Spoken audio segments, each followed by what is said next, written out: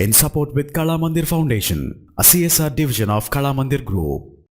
మన కంప్యూటర్లో మాదిరిగా రీసైజబుల్ విండోస్ రూపంలో అప్లికేషన్స్ని ఓపెన్ చేసుకోవడానికి ఇప్పుడు నేను చూపించబోతున్న టెక్నిక్ యూస్ఫుల్గా ఉంటుంది. ఇప్పుడు ఫర్ ఎగ్జాంపుల్ ఇక్కడ నేను ఫేస్బుక్ అనే అప్లికేషన్ ఓపెన్ చేయబోతూ ఉన్నాను.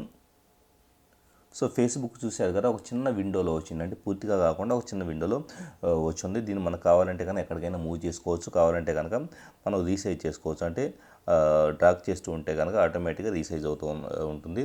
సో చూసారు కదా, సో ఎలాగ రీసైజబుల్ విండోగా చేసుకోవచ్చు. At the same time maps అని ఇంకో అప్లికేషన్ నేను గూగుల్ మ్యాప్స్ని ఓపెన్ చేస్తున్నాను. చూసారు కదా, ఇది కూడా ఇంకొక విండో రూపంలో వచ్చింది. సో దీన్ని కూడా మనకు కావాలంటే కనుక కావాల్సిన ఏరియాకి రీసైజ్ చేసుకోవచ్చు.